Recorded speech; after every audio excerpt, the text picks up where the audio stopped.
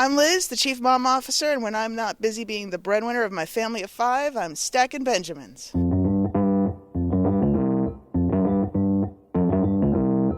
Live from Joe's mom's basement, it's the Stacking Benjamin Show.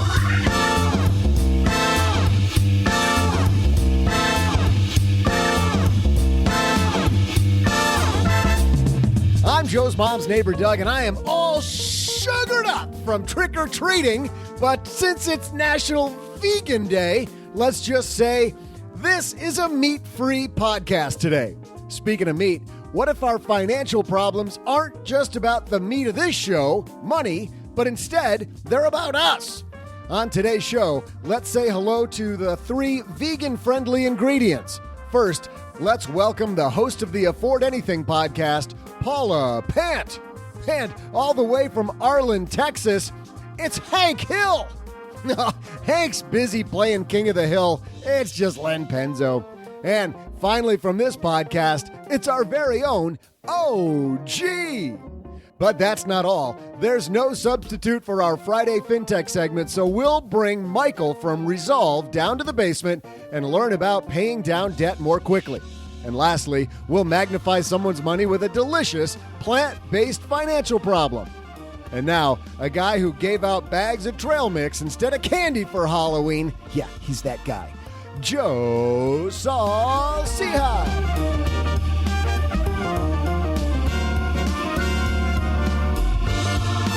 I don't want that stuff ruining kids' teeth. I'm going to be the savior of the neighborhood. Every parent in the neighborhood is going to love me. That is, if the kids don't TP my house before the month is over. Hey, everybody. Welcome to November. I'm Joe Saul-Sehy, Average Joe Money on Twitter. And the other guy here across the table from me, also celebrating November, it's my good friend OG. Do you still make up excuses to eat all the Halloween candy? Yeah, like this isn't good for you, or... Yeah, or like, there's probably a good chance this was poisoned. I should have this one. You'll be the canary. Let me try it first. Yes, I'll just take one bite. Oh, I only need all of your Milky Ways. I love that Jeff Garland joke about fun size candies. He's like, those aren't fun size; those are frustrating size. Fun size is like the whole thing. So you get a lot of trick or treaters. It kind of ebbs and flows. It really depends on how the weather is and that sort of thing. We could get a load of people or none. So, well, the woman with us today is short enough. She could pretend she's a trick-or-treater if she wanted to. I believe hanging out with us in Las Vegas. It's our friend Paula Pant. I bet I totally could. I haven't tried trick-or-treating in a long time, but yeah, I might be able to pass for like a tall kid, 5'1". Yeah, they might look at you just for a second before they put the candy in. I guess it depends on whether or not I'm wearing a mask that would completely cover my face, because I'm sure, my face would give it away. Yes. But with the right costuming, I might be able to pull it off. Free candy for life. How about that? I like. Yeah. There are benefits to being 5'1", Paula. Absolutely. Also, airplanes are more comfortable when you're 5'1". Don't talk to me about that. Don't hold that over my head. I got to go for the exit row. And the guy who's always on the exit row, he's got an exit plan. He's got the back hatch from his bunker deep below Los Angeles. It's our friend Len Penzo. Yeah, not a lot of kids stopped by the bunker this year. And I'll tell you why. Something died in there a couple days ago.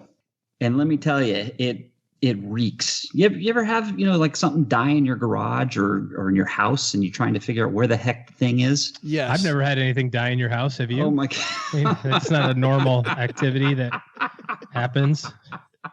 I don't think. Oh, well, we have mice and rats and all that good stuff. Oh, a lady died in my house one time. That was terrible smell for weeks. Don't forget to disclose that, by the way, when you sell. Exactly. That the lady died in your house? Yeah. Her Social Security check was much appreciated for the next 6 months, though. It's horrible. See, then I'd let that thing go for a long time, longer than 6 months. If it were the day after Halloween, none of those jokes would be funny. It would be absolutely horrible. But today they seem appropriate. Len's like, something died in there. and I'm not going in there to try to. Well, it really did. Something has died, and I don't know what it is. And I have some big things down in that bunker that are too heavy to move, and so I'm just going to wait until the smell clears. So I don't know how long that takes. Was that a good week, 2 weeks? Not to derail a conversation that's already been derailed. but about 3 years ago, my dad noticed a skunk outside of the house as we had all gathered for the holiday season. And on Christmas Eve, my dad takes out his gun and decides he's going to shoot it. And we ended up having Christmas at my sister's house that year because the entire house smelled like skunk. Because, did you roast it? How did it taste? That's what I want to know. Like chicken or that's what we all want to know. Well, I'm not sure how it tasted, but I do know how it smelled. And if you want the biggest assortment of smells, head down to the farm. Today's show is sponsored by Acre Trader. Huh? For more information on how to become a farmland investor, not a farmer, but a farmland investor through Acre Trader, visit acretrader.com/SB. And thanks also to Cabbage for supporting Stacking Benjamins. Get the money you need to run your small business at cabbage.com and use the code SB to get a $100 credit on your first loan statement. Offer ends November 30th. Must take a $5,000 loan to qualify. Terms and conditions apply. $100 credit, Len. A Benjamin. We got a great show today. We got Len, Paula, OG, talking about skunks. We're off and running already. Let's get this party started. Hello, darlings. And now it's time for your favorite part of the show, our Stacking Benjamin's headlines.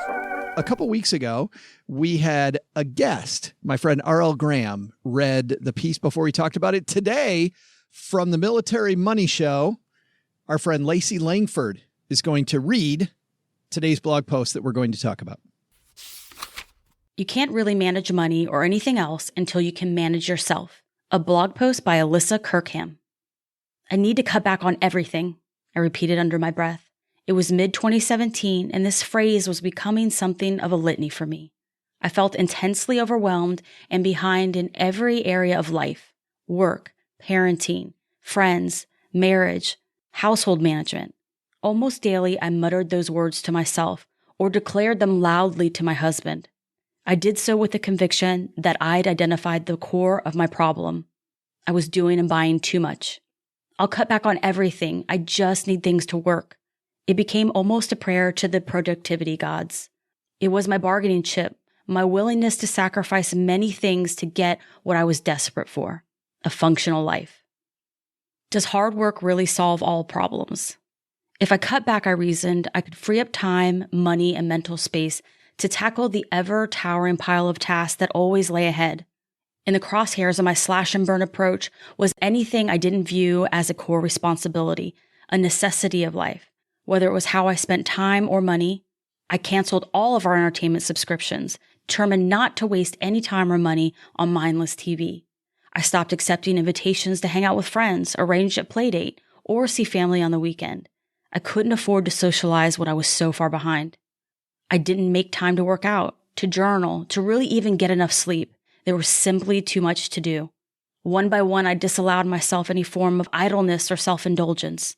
And then I waited for the clouds to part, the stress to lift, the ever-moving finish line of being caught up to arrive, facing the deep cost of cutting back and overwork. Instead, stress continued to pile up until I collapsed under its weight. It was like I had been running a marathon, while refusing to pace myself, to grab a drink of water, to adjust my approach if I hit a hill. Of course, I wore myself out. Of course, I hit a wall of no from my body and my mind. It was a self-preservation measure I couldn't push past, though I tried my damnedest. The well of motivation, the panic that had fueled my frantic efforts to catch up, had run dry. I couldn't seem to make myself care enough to work on, anything in a meaningful way. I'd been too convinced of my approach to be flexible, too rushed to feel I could afford to slow down and get my bearings. Yet that's exactly what I needed to do, and what the wall of no forced me to do. As I grounded to a halt, all the things that had been blurred by my hurried pace came into focus. I saw this overwork for what it was, my last-ditch effort at covering up my messiness and toxic shame. Figure out self-management and you can figure out the rest. I was fixated on outward issues like a budget, a schedule, a search for the perfect productivity hack. And I know I'm not alone in this. It's easy to get stuck searching for an answer outside yourself, to become convinced that everything will get better if I can just follow the plan, Stick to a schedule. Just spend every second and dollar efficiently. The truth is, we're not always equipped with the right skills, mental space, or willpower for our financial efforts to be effective. Sometimes money isn't your problem. It's us. And we need to work on managing ourselves, our behaviors, and our mental health before our finances can improve. This piece comes to us from a website called Brave Saver. Paul, have you ever heard of Brave Saver? I haven't, but after I read that piece, I actually read a few other pieces on the same site. It's a very well-written site. I really like it. Yeah, I really liked it too. Len, are you familiar with it at all? No, I'm not. And I'm not going to ask, OG's going to say, what's a blog post? So we probably won't go there. Thanks to Lacey, by the way, for reading this for us. You know, I want to jump into this idea about financial readiness, because I really think, Len, this is kind of what this piece is about, isn't it? It's about, hey, we might be trying to solve money problems, but solving our money problem might be solving the wrong problem. Yeah, I guess I could, if I had to sum up this entire post, it's know thyself, I think, as Socrates famously said, because if you don't understand yourself and how you're going to go about tackling problems, and even if you're doing it the right way, you're going to end up running around like with your hair on fire and not know how to attack a problem. And I think this is what, what's her name? Emily? Is it Emily? Alyssa, who authored this. I think that's what her issue was here when she was having troubles initially, is she was just being overwhelmed with debt and time issues. And I think she just went to attack the problem before even understanding herself and her, I don't mean this in the bad way, her how certain shortcomings that were preventing her from effectively attacking the problem. And I don't mean that to sound bad at all. I just can't think of the right word. No, like just not knowing what her blocks are before she goes on the attack. Yes. Yeah. OG, you've got to see this all the time too. People probably get really excited about a financial plan. They get excited about moving forward, whether it's solving debt or investing, whatever it is, and attack it so hard and then fall off the wagon. This is an example of turning one problem into a lot of different problems.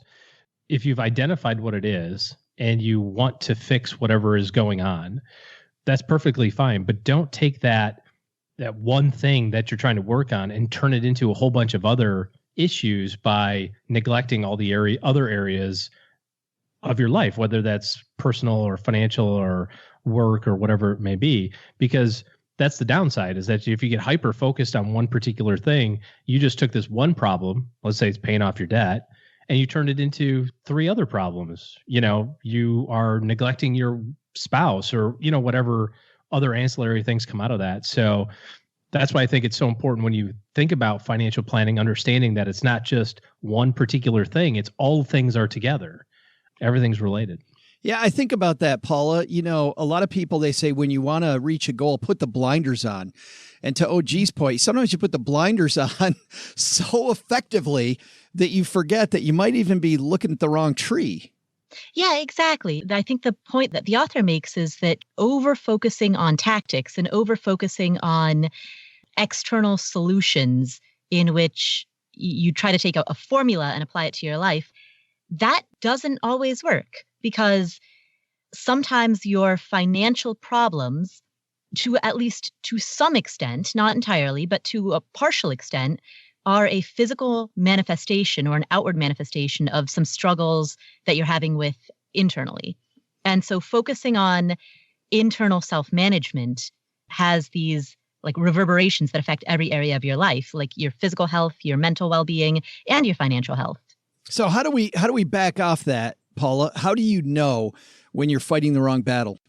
I would say self-observation. And, if you notice yourself being really resistant to something or procrastinating something or dragging your heels on something, then that's a sign, right? Like sometimes you have to notice the actions that you're taking in order to understand how you feel about a thing. So you watch the way that you act, and it's a clue about how you feel. And sometimes how you feel is different from how you think you feel. Do you find, OG, when you work on handling your own things, like she writes, sometimes the problem isn't our money, it's us. And we need to work on managing ourselves, our behaviors, and our mental health before our finances can improve. Do you think that if you spend more time working on yourself, your behavior, and your mental health, your finances just kind of come along with it? Or is that a separate journey? Well, based on what I said before, I think it's all intertwined. But again, if you put too much emphasis on one thing, then you're neglecting those other areas. In this example, talking about your behaviors, for instance, take something as simple as what you do every morning. I was talking to somebody the other day. They're visiting our home, and he says, by the way, there's breakfast. I don't know what you have for breakfast. The kids have cereal. He says, no, I usually ate like a protein shake for breakfast. I went, oh, that's what I usually have for breakfast too. And then just kind of the next thing that came, I hadn't even said that's what I have also. And then he said, but that's just so that I can get the kids to school. I usually stop at McDonald's after that. And I was just like, not taken aback by it because everybody likes Egg McMuffins, but more like, how is that is so ingrained into the behavior that if this were an issue financially that we're trying to deal with, going out to eat, let's say, you might not even identify that that's a thing.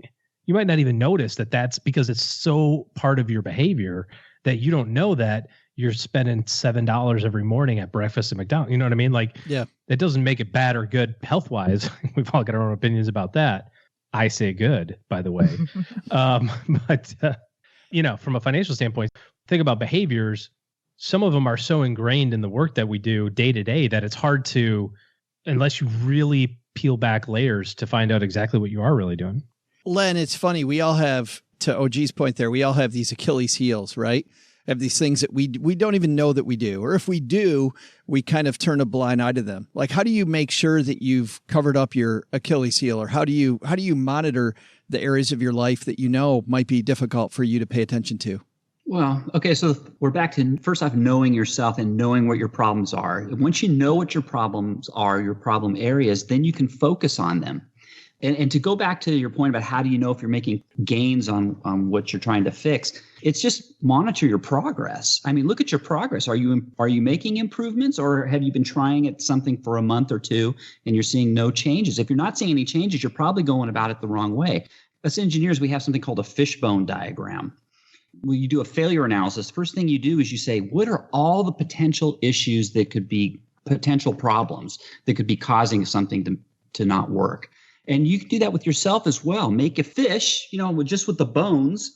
And on each of those little bones, write things down about yourself that are your potential weaknesses. I'm not organized. I don't pay attention to details. I don't monitor my income. I don't monitor my outgo, blah, blah, blah, blah, blah. And then you can start attacking those one at a time until you get to where you're going. And hopefully you'll find the issue that's causing you to not excel in a particular area.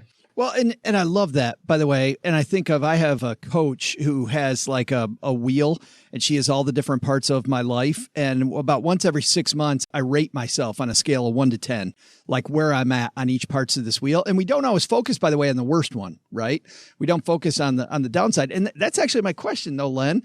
If you spend all your time on your weaknesses, there's part of me that feels that you're going to be wasting a bunch of time instead of finding ways to, I don't know, maybe delegate those things. Like you said, you're not organized. So if you find somebody who'll clean up the messes behind you, but you're very good at something else, like hire away your weaknesses and focus on the thing you're awesome at.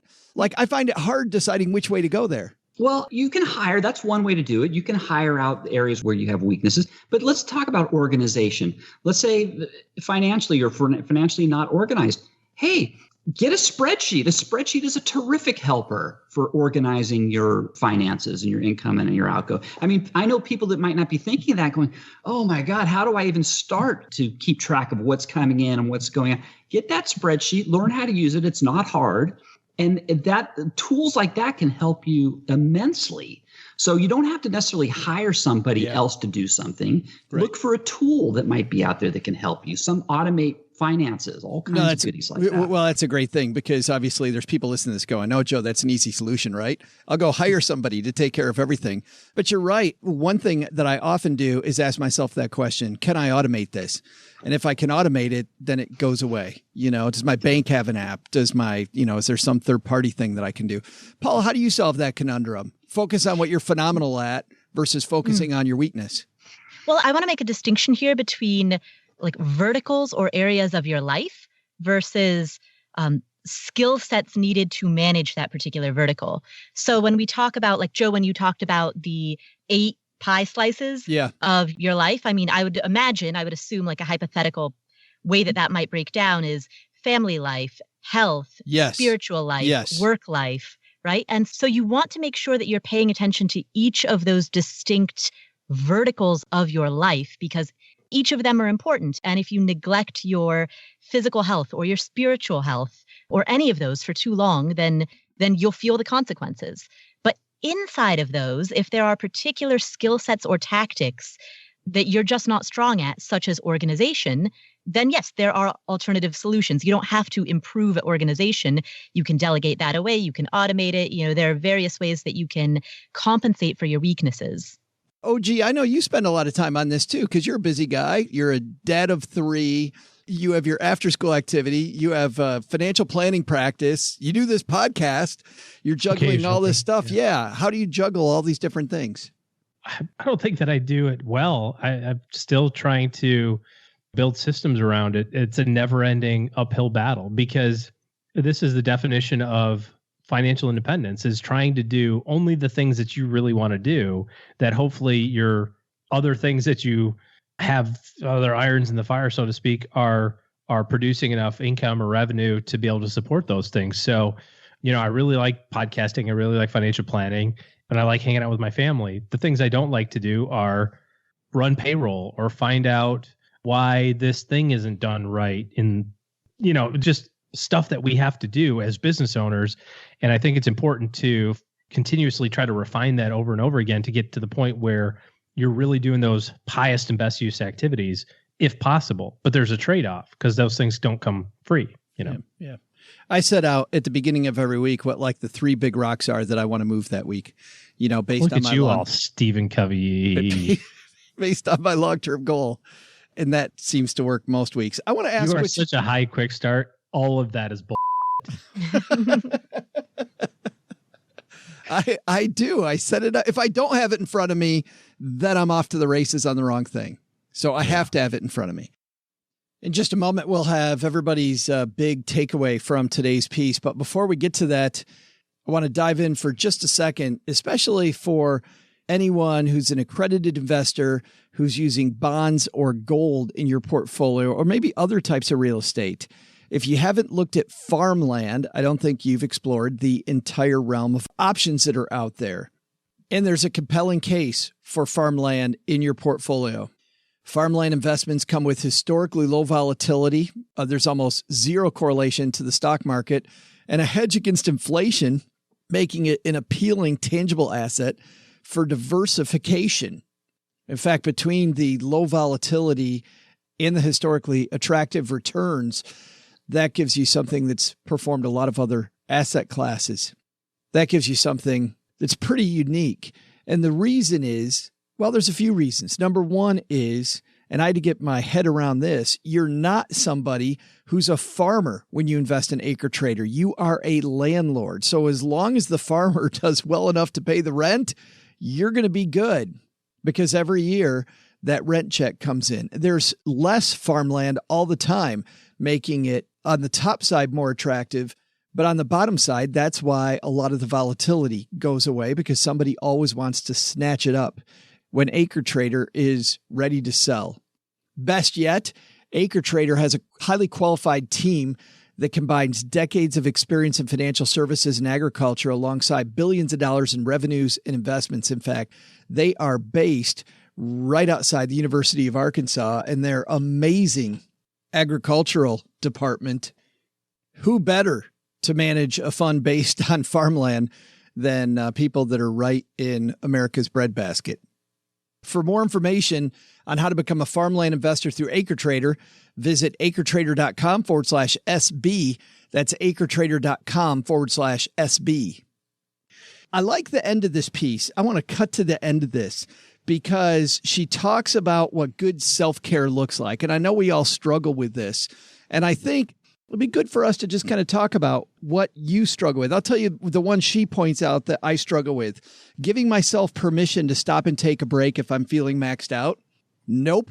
I think no way. I think I don't deserve a break. I got more to do. Nobody's going to pick it up if I don't. And I found, though, if I take that break, I'm way better off. But that's the thing that I struggle with nonstop. Len, what do you struggle with nonstop? I'm kind of the same way, but I think my problem is I tend to take on more than I can chew only because I'm ambitious.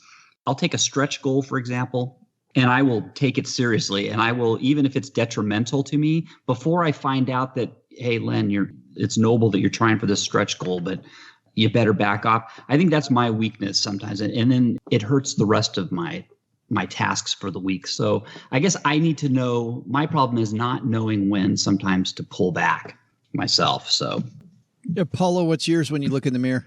I would say follow through. I get very excited about new projects. And so the novelty of a new project gives me a lot of energy to kick it off.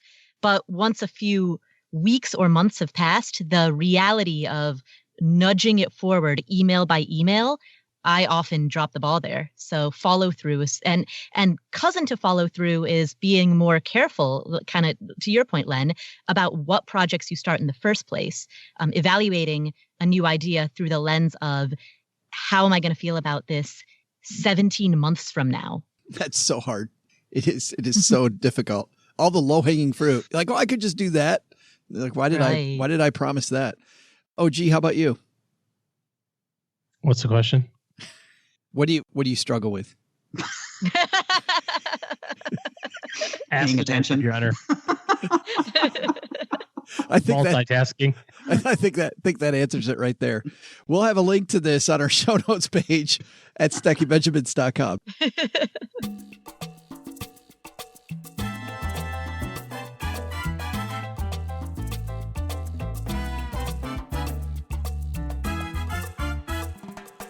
Well, on today's Friday FinTech segment, if you've ever had a debt, you know how bad debt stinks. And if you know about my background, you know that at one point I had lots of debt.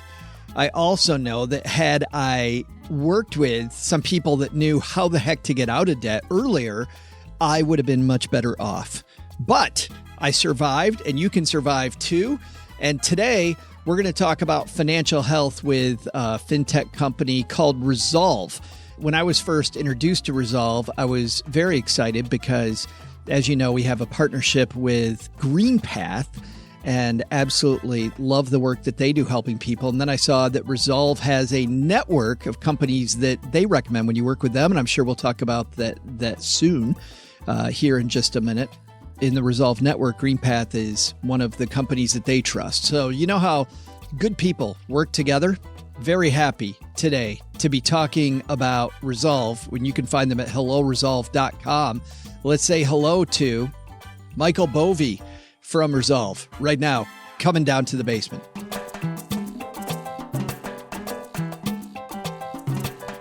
And here he comes around the corner to the basement. It's our new friend, Michael Bovee. How are you, man? Good, Joe. How's it going? It's going fantastic. In your LinkedIn profile, when they talk about your company, it says that you started geeking out, something like you started geeking out over debt in the early days. Does that mean that you loaded up on debt, you had lots of it, and learned a hard lesson? Or does it mean that you became an evangelist early in your life?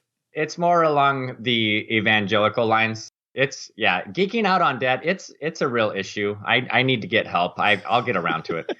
I found out that there were rules and laws that prevent debt collectors from behaving badly. And that was my first foray into the debt world because somebody had been cussed out by a debt collector, a friend of mine. And I was like, that can't happen. So I looked it up, and sure enough, there's a law that prevents that from happening. And I started digging deeper and helped him solve his problem. I like solving puzzles too. So that geeky wonkishness on debt combined with somebody who wants to solve puzzles, I started doing this full time in 98, and I haven't looked back since, and I haven't worked a day in my life since. And every debt puzzle, to your point, I believe is a different puzzle. I mean, they're way different. Like, people that have never had serious debt don't know how many different iterations there are of debt and debt issues. You can struggle just with your mortgage and know the pain of that. You can struggle because you're worried because you're behind on a car payment and you're worried about the repossession guy. That's a real thing. You can struggle with credit card debt to the point where it suffocates you for years and you're only paying interest and you're just treading water. And a lot of the time I find that it's the payday loans and the credit card debts that are the most suffocating for people. They're the ones that get out of hand, and they're the hardest ones to solve and solve well. Well, and it's sad because I think if you're somebody that turns to payday lenders, we've seen some research on this, and I'm sure you have too, Michael, that it was kind of the banking industry that sent them there, right? Like people aren't unbanked because they don't know better. They're unbanked because the banking system has been so onerous and has been so much, we're getting ready for another Star Wars movie, been so much like the evil empire that people don't want anything to do with it. And what's bad is they trade that for something that's even worse. Yep. You leave a market open for people because you can't serve them or refuse to serve them and build a structured product for them. You do feed them to the wolves in a way. Yeah. Yeah. Yeah. So is that how Resolve was born? Tell me about how the genesis then of the company. So, like I said, I geek out on debt and I'm on the side of the road doing my geeky thing and I'm helping one person at a time and, talking to them and barely using technology, scratching out notes and everything. And there I am doing my gig. And up to my booth comes this guy, Alex Meridian. I mean, I'm being a little bit glib here, but he found my YouTube videos, right? I produce DIY material. I've got over 100 videos on YouTube about how to resolve debt problems. Doing it yourself, right? You don't need anybody. You can do this. Alex came across those videos coming up on 3 years ago, and he reached out to me, and we had a very open conversation. I take most people's calls. I always have. I'm a little bit of an odd duck in my industry because debt relief services are, in a lot of ways, historically and even still today, it's kind of a money grab. I mean, let me see how I can make money off somebody who's struggling with money to begin with. And I don't care for that. And so that was different to him. And he asked me questions about that. So he is a super smart fintech startup guy. And all of this financial awareness coupled with all of the technology capability. And I'm just a debt geek. And the two things combined to bring us where we are today. I love that. He's taking your grassroots message and shouting it to the masses. Yep. So instead of working one thing at a time with an abacus and my notepad, he's taking this to millions of people. So if we can find somebody like that here in the basement to do with this podcast, both our listeners would absolutely love it. They think you it's really fantastic. Need an abacus on your desk. We totally do. I know what you're getting for Christmas. So that's how it started. Let's talk about exactly what you guys do, because we've kind of walked around that a little bit. Obviously, you help people with debt. But if I go to helloresolve.com, or is that the best way to reach you? What do I get when I go there? Sure. So you go to helloresolve.com. The website is a set of tools, education, information designed to inform and educate people at no cost.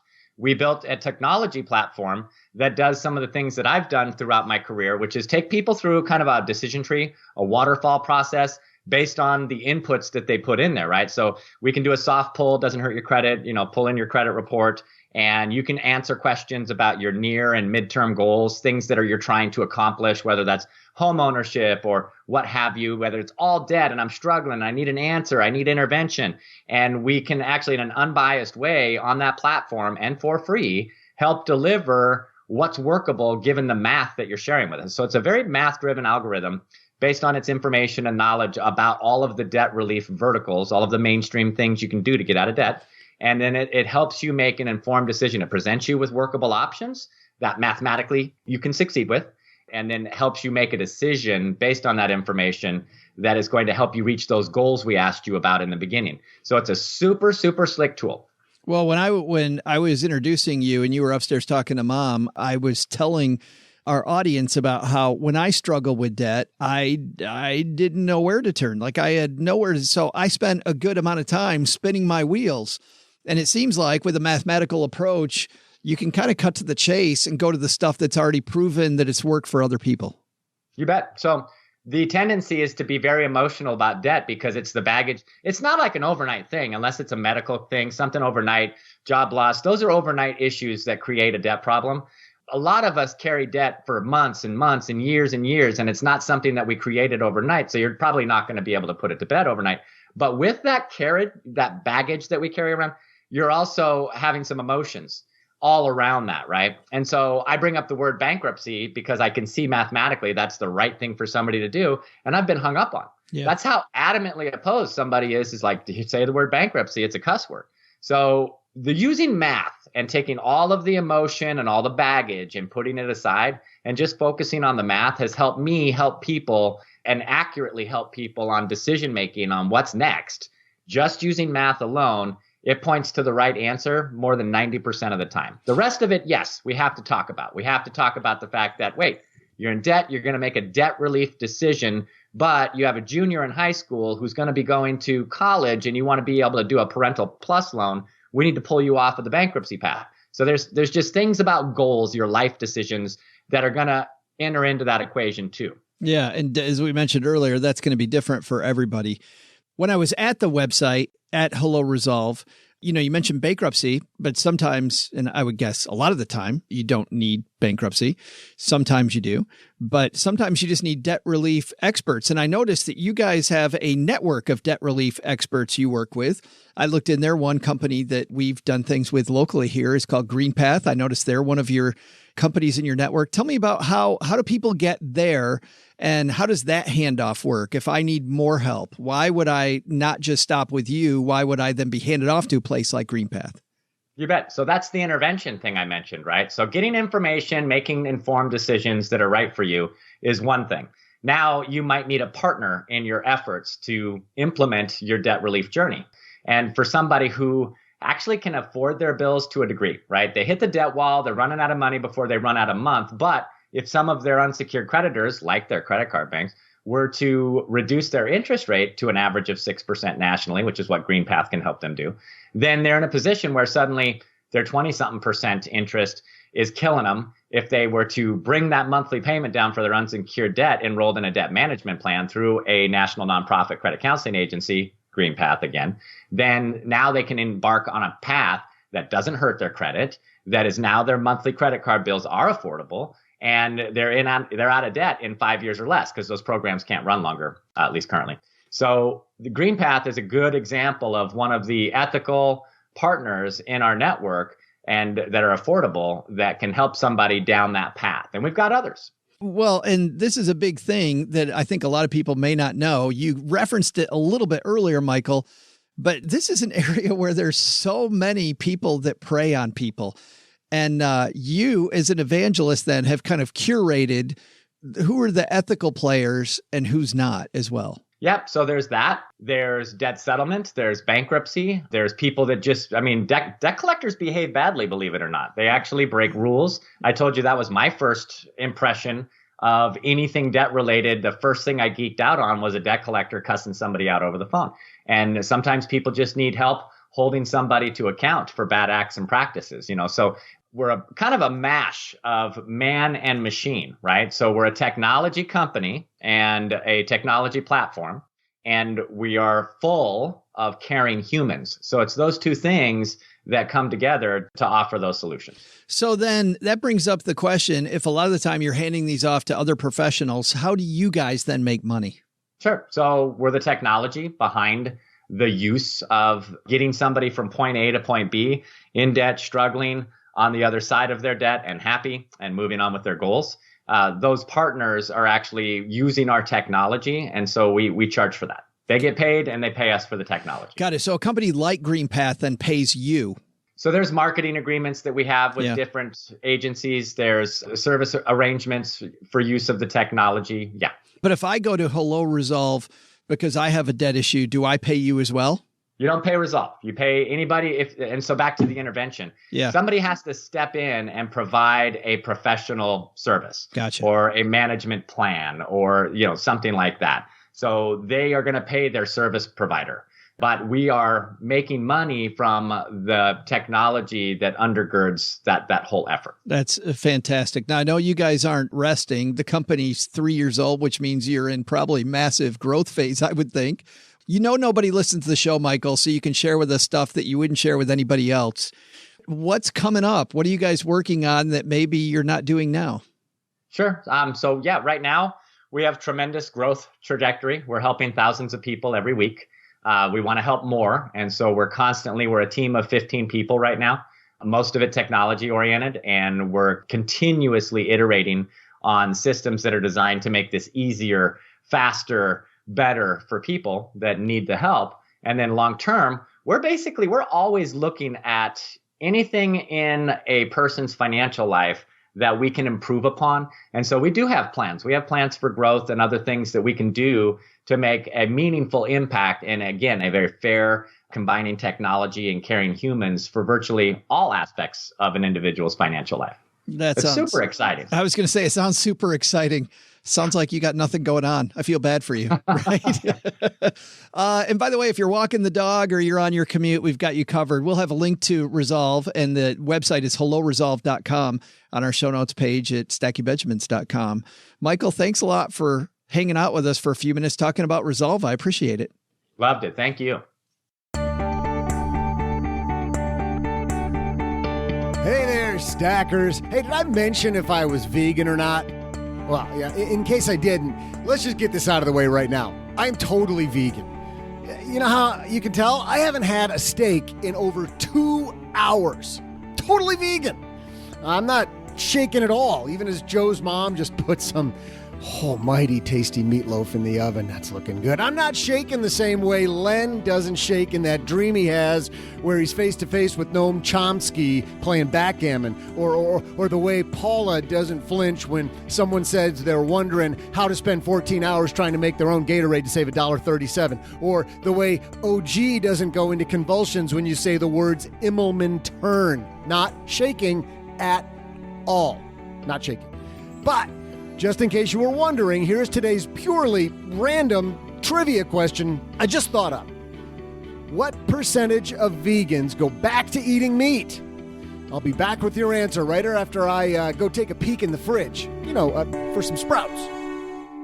Yeah, you can tell he's 2 hours, Paula. That's a long time. Wow, that is a heck of a question. Well, and we have, by the way, an update for Len, who hasn't been here in a couple weeks. Paula's moved up to tie. Now Len has 10, Paula has 10, and OG, who led the whole first third of the year, has 9. It's okay. I'm just slow playing it. Don't worry about As me. we go into we're in the home stretch here, man. This is getting serious. I think so. I think I gotta up my game a little bit. Maybe he held back because he knows the rules, and the rules are, everybody, we play this Price is Right style where we let the person who's in last place decide. OG, do you want to guess first, in the middle, or last? Last today. That is strange. And Paula, you just moved up to the tie, so would you like to go in the middle or first? I'll go in the middle. And so, Len, that means you're kicking this off. And when I say Price is Right style, it's the closest without going over, which I've gotten several emails about there are some people that do not like this design, which I don't like it. Since we're talking Price is Right, I just got to share this real quick and derail the show just a bit here, Joe. This show never gets derailed. I watched over the weekend an awesome documentary called Perfect Bid about... Very interesting. There's this guy who bid the Showcase Showdown in the Price is Right to the dollar perfectly. It was like $27,437. But there's more. There's such a backstory to this. There is a guy in there who he knew all the prices to everything, every prize that they gave out on Price is Right. And he goes into all of how he figured it out. It was a real scandal, actually. It's on Netflix. Everybody should watch it. It's called Perfect Bid. But is it cheating or memorizing? Cool. Is it cheating or memorizing? That's for you to decide. This guy had a giant spreadsheet. He recorded every price of everything that was ever on Price is Right. I mean, even down to cars with all of the different option packages. I mean, and he had them memorized. There was he had 1,750 different price things, and he had them all memorized. He could tell you to the dollar. I think if you memorize, though. They showed clips of the show where the guy was on the show 19 times. He only got called up twice. Amazing. This guy was amazing. That's pretty cool. What's that called? The Perfect Bid.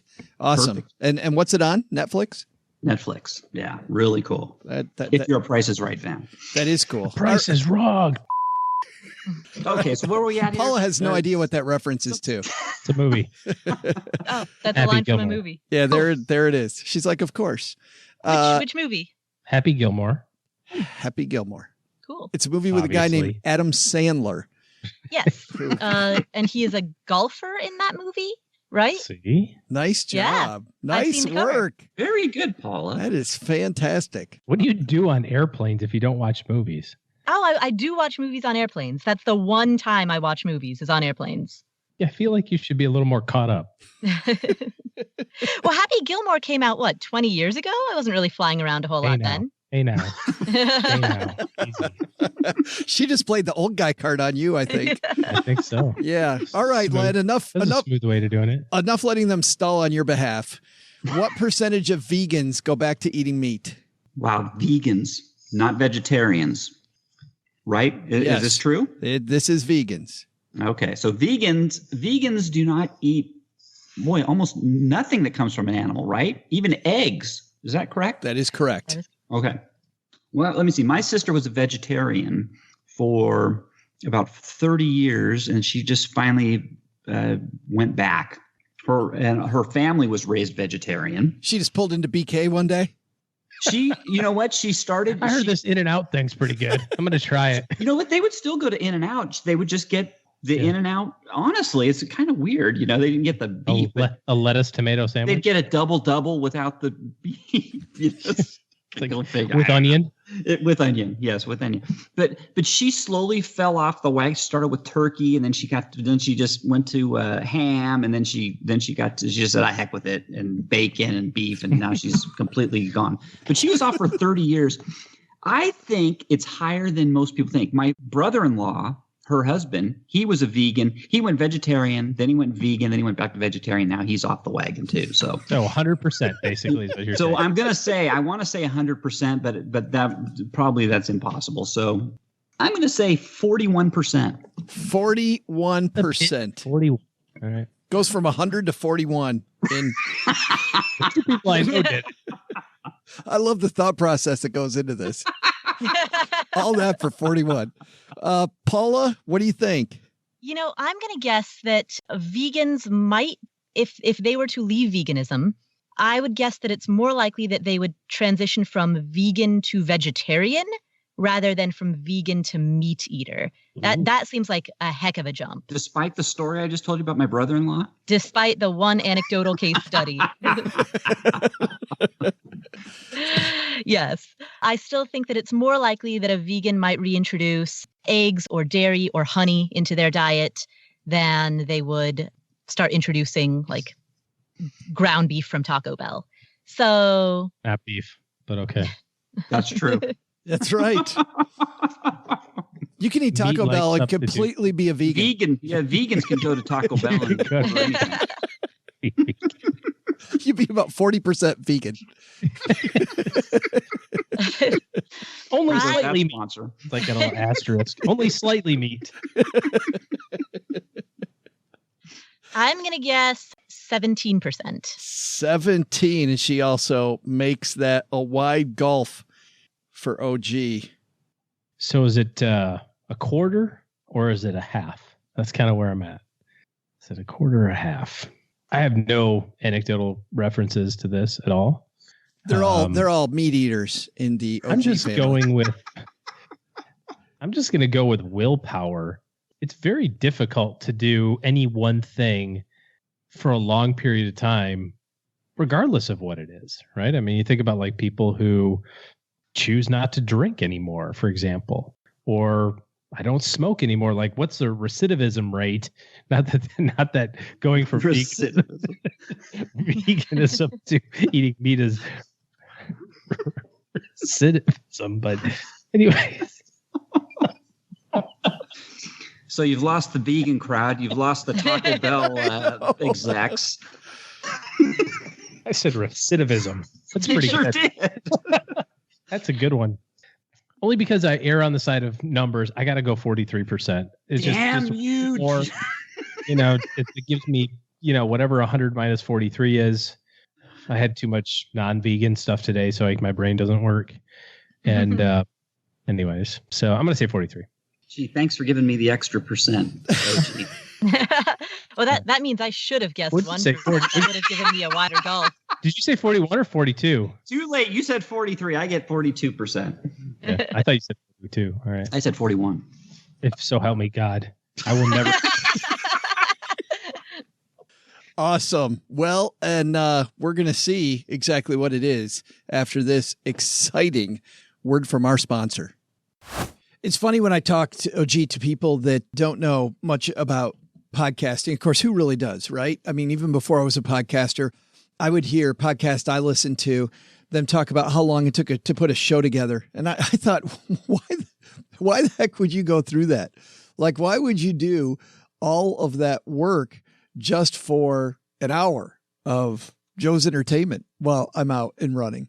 Well, I think it's because you love it. And what's funny is when you think about any job, whether it's podcasting or whatever, managing inventory, covering payroll, and doing 100 other things before lunch, that's just an average day when you own a small business. There are a lot of things, by the way, that don't have anything to do with that end product. Well, they have a lot to do with it, but you know what I'm saying.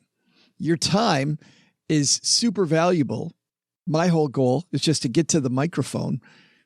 One thing you don't want to take forever is getting the money you need. That's why Kabbage created a simple, modern way for businesses to access up to $250,000 of credit. Their application process is online, takes just minutes to complete, and bam, you've got your decision. If your business qualifies, you can access the amount you need right away and withdraw more funds whenever you need extra capital. Kabbage has an A+ rating with a Better Business Bureau, and they provided over 185,000 small businesses with access to funding. We've done the math a few times on expanding this operation, redoing this part of the basement, going on the attack with an actual marketing campaign for the show. 8 years doing this, never had a marketing campaign. I see Dave Ramsey signs all over the place. Stacky Benjamins, never had a marketing campaign. Maybe that's one of 50,000 reasons why we have a much smaller footprint than Dave does. Obviously, we haven't been around nearly as long. Get the money you need to run your small business today. Go to Kabbage.com and use the code SB to get $100 off your first loan statement. That's KABBAGE.com. Offer ends November 30th of this year, 2019. Must take a minimum $5,000 loan to qualify. Credit line subject to review and change. Individual requests for capital or separate installment loans issued by Celtic Bank, member FDIC.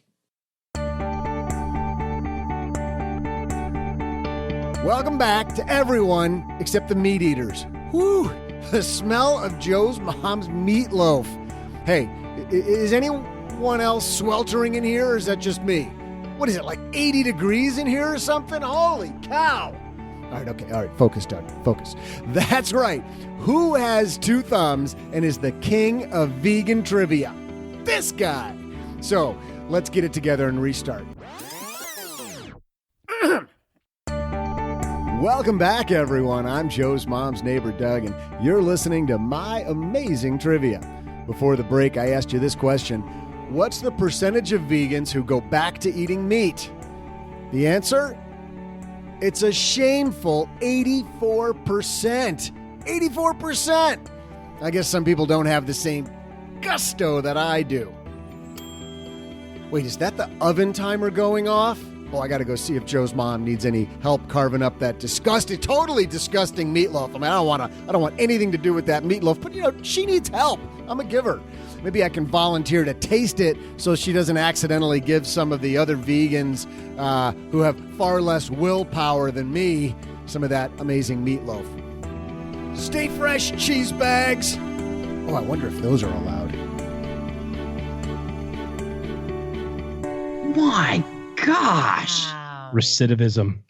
Wow. Wow. And OG makes it a 3-way tie going into the last 2 months of the season. Wow. That's amazing. Although, you know what? I think recidivism is a good word because, veganism, I mean, that is punitive eating. I mean, you can't, I mean, Send your terrible. Send your hate mail to Len at lenpenzo.com. How bad do you have to hate yourself to be a vegan? I mean, I was, wow. Oh, I didn't even go that far. Jeez Louise. And this guy lives in LA. I know, that's right. He fits in really well. Family that were vegans. I actually liked Paula's idea that it was probably more likely that they would go to vegetarian to kind of take the gas off a little bit, but I thought for sure it was going to be that, not 8 out of 10. Good night. You guys hear Jim Gaffigan talk about being a vegetarian? Not a vegan, but just a vegetarian? Mm-mm. No. What'd he say? I imagine it's great. I'm a vegetarian now. Anyone a vegetarian? Yeah, there you go. I'm not a strict vegetarian. I eat beef and pork. And chicken, but not fish, because that's disgusting. So whenever anybody says to me, they're like, I'm a vegetarian. I'm like, oh, so am I. I don't eat fish because it's disgusting. No, that's great. All right. Hey, let's take out the magnifying glass, guys, and help somebody do better with their money. Today's hotline call comes to you courtesy of MagnifyMoney.com, because when you head over to StackyBenjamins.com/MagnifyMoney, you know what you find, Len? No. He sits through this every stinking week and still has no idea. Those financial products he uses every day, they're nowhere near best in class. Over 92% of the products available online, all ranked at Magnify Money. Head to StackyBenjamins.com/Magnify Money for more. And today, you know what we did, just to mix it up? We asked people in our Facebook group, The Basement, for questions that they might have for you guys. And we actually had a fantastic one here from Heather. Heather asks this: if you know you're going to be needing to sell a home and buy a new one in the next 5 to 10 years, how would you then prioritize saving? One spouse has a workplace retirement plan and gets a match. That one's at 12%. They're maxing out their family HSA. The other is self-employed, uses a self-employed retirement plan. Would it make sense to still contribute some, but minimal, and really try to beef up a real estate transaction savings account? Len, what do you think? Do they change? I knew you were going to be first. I'm trying to write all this stuff down. Let's go over this again slowly. So they have the old man. They have two retirement funds. One gets a match, and it's through his work. Also maxes out their health savings account. She is self-employed, uses SEP. Okay. Would it make sense to still contribute some, but slow that down and try to beef up a real estate transaction savings account? And they know they're going to buy within the next 10 years? She says 5 to 10 years. Aren't you allowed to withdraw from your savings, your retirement savings account for a home down payment? For a house you're going to live in, correct, OG? What's the question? Aren't you allowed to withdraw? I don't withdraw money. That's why I'm once, $10,000 once. That's it? $10,000? Well, we all don't live in mansions like you, so a lot of people, that would be an adequate downstroke for a house. You think so? Okay. Well, mansions with big fences to protect him from all the vegans. Exactly. Who are coming after him. I don't know. See, I'm here in Southern California where $10,000 wouldn't even pay down your congressman. A significant portion of your home loan, probably. So, I don't know, Joe. I would. Jeez. I think if you knew you were going to buy, I guess it depends where you live, and shoot.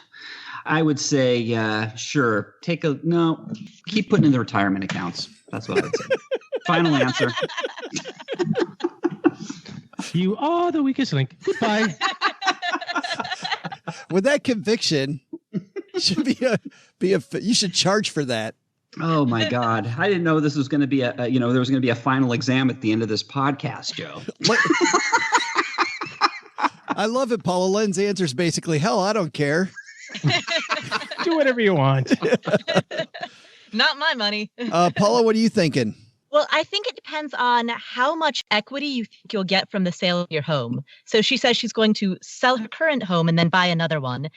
After adjusting for transaction costs, so the commission that you will pay to a real estate agent, closing costs on the home sale, the cost of perhaps staging the home, the cost of moving, the cost of, doing some repairs to get it sale ready.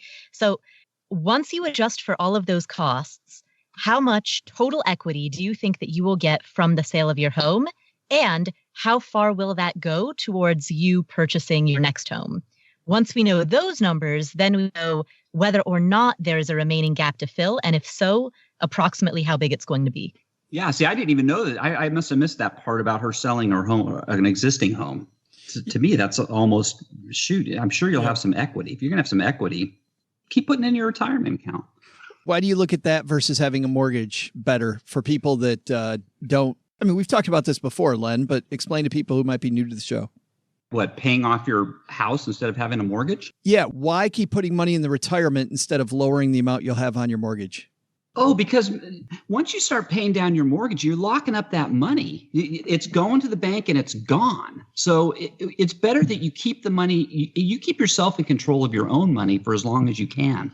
Once you pay the bank extra money or trying to pay down that house faster, that money's gone and you've lost control of it, basically. So I prefer to keep money in my own control as long as possible. Yeah, a lot of people don't get that, OG, and that if you owe $1 to the bank and you default on your mortgage, they don't take just 1/300,000th of your $300,000 house. They still take the entire house, even if you just owe $1. Yeah. So I'm kind of with Len on this one. I would continue paying the retirement plan, especially if the time frame on this is 5 years. I mean, there's so much that's going to go on in the next 5 years. I mean, most people don't know what they're doing in the next 5 days. You know, you don't have any idea what your career is going to look like or where you're going to be, family situation, health situation, any of that stuff. But you do know that at some point in time, you're probably going to want to retire. So that, plus, like Paula said, you've got that proceeds from the house sale already, whatever that might look like. That's another option. And then I think the third thing is there's a strong likelihood that over the next 5 to 10 years, your income's going to increase just by normal inflationary pay raises. God forbid you do anything to actually earn a pay raise or a bonus or a promotion. So, you know, those things will happen too. So stay on track with your retirement plan and then use extra money that you earn from now on to supplement the house down payment goal, you know, the house upgrade goal or whatever you want to call it. So stay on track with that and then use extra money for it is what I would say. You said that most people don't know what they're doing in the next 5 years. 84% of vegans now know what they're probably doing in the next 5 years. That's right. They're firing up that barbecue. Steak sandwich right. From Tony's. Delicious. It's not real steak, but I shouldn't have gone back there. Works. I shouldn't have gone back to that well. The hate mail is coming. I can hear it already. Somebody's on their computer right now writing us a note. But there's also a few other things we don't know. Like, I don't know if she's ahead or behind on her retirement goal. If she's ahead on her retirement goal, maybe I can then get conservative and go ahead and lock that money up on the house, Len. You know, if I'm way ahead there, why? Well, I don't know about that, Joe. See, you might be ahead now, but what if the market takes a turn the other direction, right? Then you're all of a sudden you're not ahead anymore. So that's, you know, to me, when it comes to retirement savings, it's like you're never ahead. You're never until you get to the finish line. You are to me. I'm just going all out. So well, and that also brings up the other point, Paula, that you kind of referenced, which is we don't know if she's swimming upstream with her house or downstream. Because if she's downsizing the house, then she probably is going to have a lot of equity. If she's upsizing, I mean, the mortgage might end up being a monthly number that she can't. Like, we don't have enough information. I don't feel.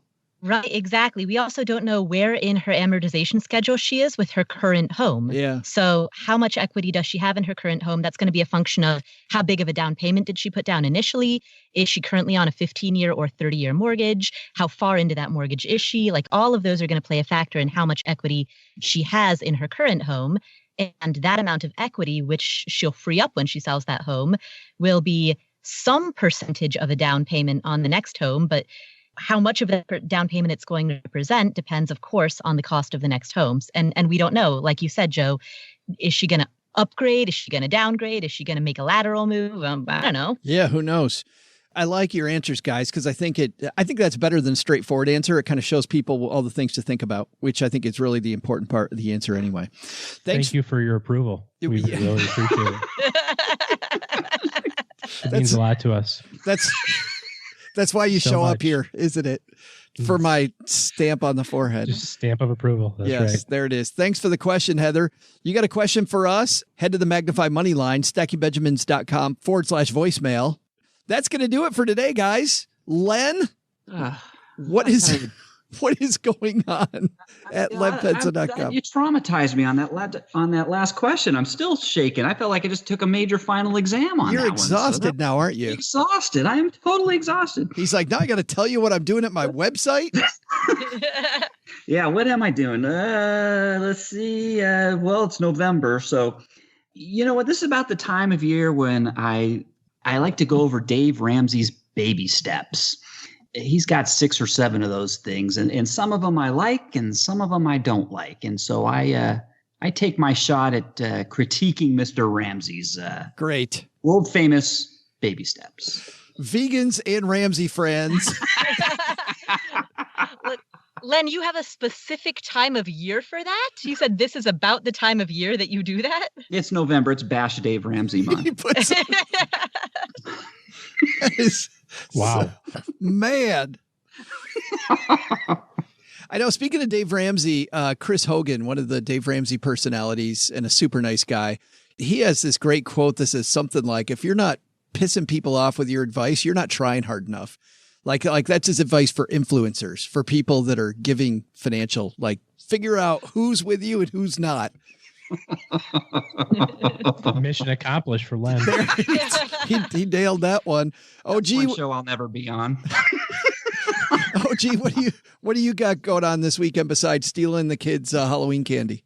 Oh, well, it's toward the end of after school activity time, but still a little bit to go. So wrapping that up.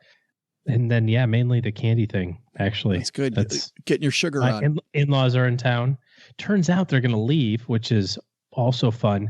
But then they come back almost immediately after they get home. I'm kind of perplexed by this whole strategy, but yeah, I guess that's how it's going to work. I was not invited to make a decision or an opinion on the matter. I can't tell if you like that or don't like that. Yes. All the above. Well, good. See all the above. Good luck with that. Paula, how about the incredible award-winning Afford Anything podcast? On the award-winning Afford Anything podcast, which has won 2 awards. It's won Best Investing Podcast and Podcast of the Year. We had a guy by the name of... Oh, thank you. And there's this guy named Joe Saul-Sehy who comes on about 1 out of every 4 episodes to put forth some wacky ideas and answer a bunch of questions that come in from our listeners from the Afford Anything community. So if you want more Joe, tune into the Afford Anything podcast. I try to stir the pot over there as much as possible. And you do. And that is, my work here is done. Right. All right. That's going to do it for today, everybody. Thanks a ton. Thanks to Lacey Langford. Well, you know what? Doug's about to thank everybody. Doug, what should we have learned today? So, what should we have learned today? First, take a lesson from our headline reading. Making steps to secure your financial future is important, but taking ownership of your personal well-being should be your priority. Second, take some advice from Michael at Resolve. Struggling with your debts? Let's get a plan and maybe a qualified coach in your corner who knows the way and can shine a light on the best path out. But the big lesson? Don't stop eating meat without knowing all the facts. All of the sweating, the nervousness, the irritability I was experiencing disappeared after I kept everyone back from that meatloaf, and I just went ahead and ate it myself. I feel much better. It's for my health, people. I'm just looking out for me. And it's probably nap time. Anyone else feeling sleepy? Special thanks to Michael from Resolve. You can find more from the company at helloresolve.com or, you know where, through our show notes at stackingbenjamins.com. Paula Pant appears courtesy of affordanything.com and the Afford Anything podcast. Len Penzo appears courtesy of lenpenzo.com and theangelofdarkness.com. This show was created by Joe Saul-Sehy, produced by Richie Rutter-Reese, and engineered by the amazing Steve Stewart. Online, visit us on Twitter at @SBenjaminsCast or on our Facebook page. I'm Joe's mom's neighbor, Doug, and I'm a lot deeper than you realize. In fact, sometimes I just stand in front of my mirror and reflect. SB Podcasts may receive payment on the show from sponsors and guests in the form of books, giveaway items, discounts, or other remuneration.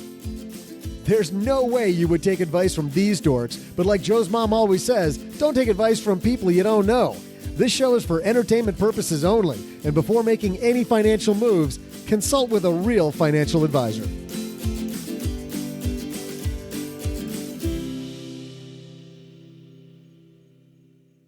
What was that? It's called the medium sketch. The medium sketch? Yeah, it wasn't rare, and it certainly wasn't well done.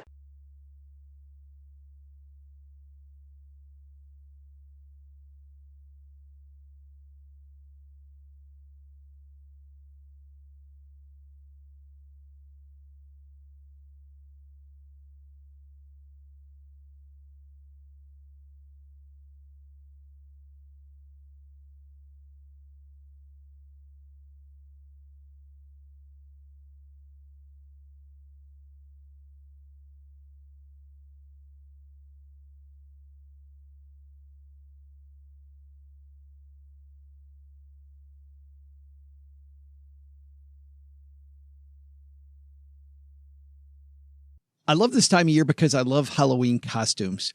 I just think that some of the hilarious Halloween costumes are just awesome. I think a lot of us in the community saw Amanda Holden's costume where she dressed up as Susie Orman. You guys see that one? I missed that one. Oh, follow Dumpster Doggy on, and by the way, award winning. Her social media won the Plutus Award and well worth it this year because she's a lot of fun to follow. But she looks exactly like Susie Orman if Susie Orman had a nose ring. So, but I also saw one. This guy he was in a Jack Daniels t-shirt. She was in a Coca-Cola t-shirt. Aww, that's cute. I'd never seen that before. I thought that was pretty cool. Creativity in costumes, Paula? Ooh, actually one time back in my 20s, when I was working at a newspaper, I wore a Halloween costume in which I just wore my newspaper. I wore it as an outfit.